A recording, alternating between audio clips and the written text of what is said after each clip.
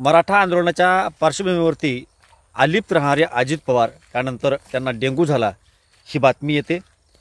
त्यानंतर डॉक्टरने आराम करण्यासाठी सांगितले असं ट्विट येतं आणि अगदी एक दिवस गेल्याच्यानंतर शरद पवार व दोन्ही गटाचे नेते भेटतात आणि त्यानंतर ताबडतोब अजित पवार दिल्लीला जातात, अमित शहांची भेट घेतात। ही सगळ्या घडामोडी झाल्या, परंतु हे सगळं जे घडत चाललंय ह्याच्या पाठीमागं आतली जी इनसाईड स्टोरी आहे ती काय? असं तर कारण नसावं की जाणीवपूर्वक अजित पवार यांना अलिप्त राहण्यास सांगितलं गेलं होतं का? मग ती योग्य वेळ आता आहे म्हणून ते ॲक्टिव्ह झालेत का? किंवा मग मराठा समाजाच्या आरक्षणाला एक काही नवीन वळण मिळणार आहे असं काही आहे का? हे सगळ्या गोष्टीचा थोडक्यात आपण उलगडा करून घेण्याचा प्रयत्न करू। मराठा आरक्षणाचा प्रश्न एकनाथ शिंदे प्रभावीपणे हाताळत होते आणि एका बाजूला फडणवीस हे ओबीसीला सांभाळत होते। हे त्रिकुट सरकार जे आहे, त्रिकुटामध्ये हे दोन नेते आपापल्या परीनं एक जण मराठा समाजाला सांभाळत होता, एक जण ओबीसी समाजाला सांभाळत होता।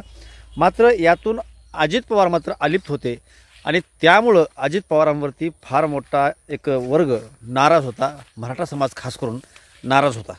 त्यामध्ये दुसऱ्या टप्प्यातलं जे काय मनोज जरांगेचं उपोषण आहे ते सोडवण्यासाठी शिंदे यांनी कौशल्य वापरून ते सुद्धा उपोषण सोडवलं, परंतु त्या दरम्यान अजित पवार हे पूर्णपणे अलिप्त आणि डेंग्यू झाल्या ह्या कारणामुळे ते घरामध्ये झोपलेले होते, आराम करायचं सांगितलेलं अशा बातम्या आल्या होत्या। पण त्यानंतर अचानकपणे एके दिवशी ते बाहेर पडतात। सुप्रिया सुळे, शरद पवार, अजित पवार, वळसे पाटील हे बरेच लोक एकत्रित भेटतात आणि त्यांची भेट झाल्याच्यानंतर अजित पवार डायरेक्ट दिल्ली गाठतात। त्या ठिकाणी त्यांची अमित शहासोबत चर्चा होते आणि तिकडून आल्याच्यानंतर एक बातमी झळकायला चालू होते की मराठा आरक्षणामध्ये केंद्रानं मध्यस्थी करण्यास होकार दिलेला आहे। यात काय नाविन्य असं वाटेल, पण एक गोष्ट लक्षामध्ये घेणं गरजेचं आहे। मागल्या वेळेला फडणवीस आणि शिंदे दिल्लीला गेले होते, त्या काळात सुद्धा चर्चा चालल्या होत्या की हे दोघजण गेले, अमित शहाला भेटले आणि मराठा आरक्षणावर तोडगा काढण्यासाठी प्रयत्न करत आहेत, परंतु त्यावेळेला केंद्रानं मध्यस्थी करण्यास नकार दिला अशा बातम्या आल्या होत्या। आणि आता अजित पवार जाऊन भेटून आल्याच्यानंतर मराठा आरक्षणाला मध्ये हस्तक्षेप केंद्र करेल अशा बातम्या येतात। म्हणजे शांत राहून अजित पवार यांनी स्ट्रोक मारला आहे का? याला मास्टर स्ट्रोक म्हणता येईल? कारण असं असेल तर दोन गोष्टी होणार आहेत। एक, जर मराठा आरक्षण दिलं तर शिंदेच्या बाजूने मराठा समाज आला असता, परंतु ओबीसी समाज डेफिनेटली अपोजिटला गेला असता। आणि जर मराठा समाजाला आरक्षण न देता ओबीसीच्या म्हणण्यानुसार कुणबीचे दाखले नाही दिले गेले तर ओबीसी समाज सोबत राहणार आहे, परंतु मराठा समाज बाजूला राहणार आहे। परंतु असं जर झालं आणि केंद्रानं मध्यस्थी केली तर मराठा म्हणूनच जे काही आरक्षण भेटायचे ते भेटू शकतं आणि तिच्या ठिकाणी आरक्षण भेटू शकतं। त्यामुळं एक तर ओबीसी जी कुणबीचे दाखले देऊ नका म्हणते ती जरांगे पाटलाची कुणबीचे दाखले देण्याचा जो काय फॉर्म्युला तो पूर्णपणे बाजूलाच पडणार आहे। कारण मराठा म्हणून आरक्षण भेटल्याच्यानंतर कुणबीची गरज नाही आणि त्यामुळे एकतर मराठा समाजाला आरक्षण भेटलं ह्या गोष्टीचा आनंद ते सपोर्टमध्ये राहतील आणि कुणबी आल्यामुळे जी ओबीसीला तकलीफ होणार होती ती तकलीफ होणार नाही, त्यामुळे ओबीसी पण सोबत राहील आणि ह्या दोन्हीचा फायदा डेफिनेटली अजित पवार यांच्या माध्यमातून जर होणार असेल तर ह्याला मास्टर स्ट्रोकच म्हणता येईल। आणि मग हे सगळं राजकारण जुळवण्यासाठी आत्तापर्यंत ते शांत होते का? त्याचबरोबरनं हे सगळं असं असेलही तर ते तिकडे जाण्याच्या पूर्वी शरद पवार यांना भेटण्यामागलं काय कारण होतं? मग तिथं काय गेम चालला आहे का? तर आता अशी चर्चा ऐकायला भेटते की शरद पवारसुद्धा यांनी काही कमिटमेंट केली असणार आहे की निवडणुकीमध्ये ते सोबत येतील वगैरे अशा काही गोष्टी झाल्या असतील अशी चर्चा आहे।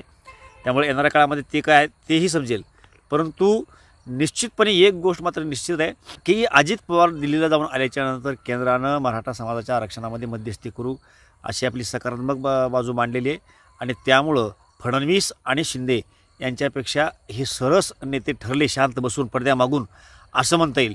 म्हणजे हे दोघंजण बाहेर दोन्ही बाजूनं एक मराठा आणि एक ओबीसी यांना सांभाळत होते, त्याच वेळेला छगन भुजबळसुद्धा ओबीसीची बाजू मांडत होते, ॲक्टिव्हपणे ॲग्रेसिव्हली मांडत होते।